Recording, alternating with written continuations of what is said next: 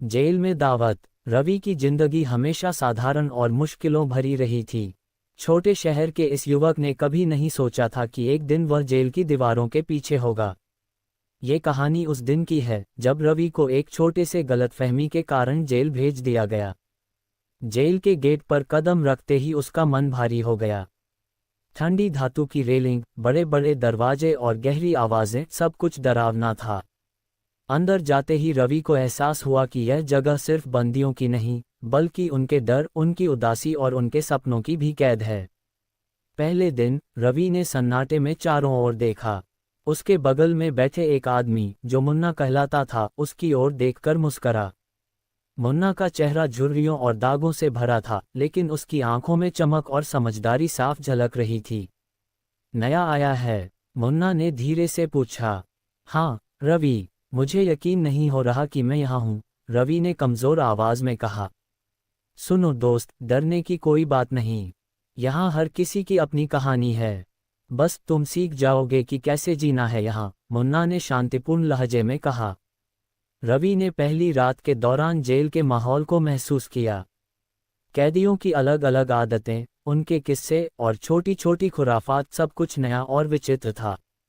अगले दिन उसे पता चला कि जेल का खाना जितना साधारण लगता है, उतना ही कम होता है।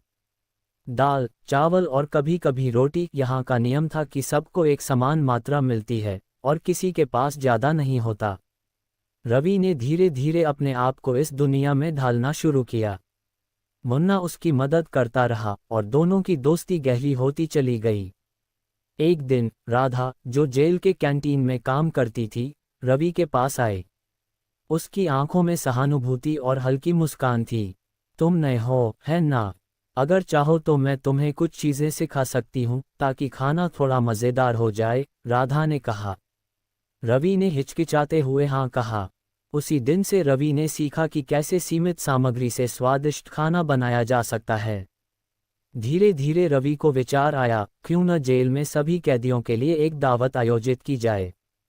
ये सिर्फ खाने का उत्सव नहीं होगा, बल्कि कैदियों के बीच अपनापन और खुशी भी फैलाएगा। उसने मुन्ना से योजना बनाई। मुन्ना हंसा। जेल में दावत? भाई, ये बड़ा काम है, लेकिन मज़ेदार भी। राधा ने भी मदद करने का वादा किया। उसने रवि और मुन्ना को जेल के रसोई घर के छोटे छोटे रहस्य बताए, कहाँ अतिरिक्त सब्जियां छिपाई जाती हैं, कैसे मसाले मिलाए जा सकते हैं और कैसे सभी कैदियों को बिना सख्ती के खाने का आनंद दिया जा सकता है। रवि और मुन्ना ने जेल के अंदर एक छोटी टीम बनाई। वे चुपचाप सामग्री इकट्ठा करने लगे। कुछ कैदी, जो शुरू में संदेह कर रहे थे, बाद में उनके साथ जुड़ गए। ये टीम केवल खाना बनाने की नहीं, बल्कि एक जादुई माहौल बनाने की भी तैयारी कर रही थी। आखिरकार दावत का दिन आया। जेल का बड़ा हॉल रंग बिरंगी खुशियों और उत्साह से भर गया। छोटी छोटी प्लेटों में दाल, चावल, पराठे, सब्जियां और मिठाइयां सजाई गईं। राधा ने मुस्कान के साथ हर कैदी को प्लेट दी। मुन्ना ने झगड़ालू कैदियों को हंसते हुए शांत किया। जब रवि ने पहली थाली उठाई, उसके हाथ कांप रहे थे। लेकिन जैसे ही उसने देखा कि सभी कैदी कितने खुश हैं, उसका मन गर्व और खुशी से भर गया। यहाँ सिर्फ खाना ही नहीं, बल्कि सम्मान, अपनापन और दोस्ती भी बांटी जा रही थी। दावत के दौरान जेल के इंस्पेक्टर साहब भी आए। उन्होंने देखा कि कैदी शांति और सहयोग से भोजन कर रहे हैं। पहले तो उन्हें संदेह हुआ, लेकिन जब उन्होंने रवि और उसकी टीम को देखा, तो उन्होंने सिर हिलाकर मुस्कुराया। तुमने जेल में भी खुशी बांट दी, ये काबिले तारीफ है, इंस्पेक्टर साहब ने कहा।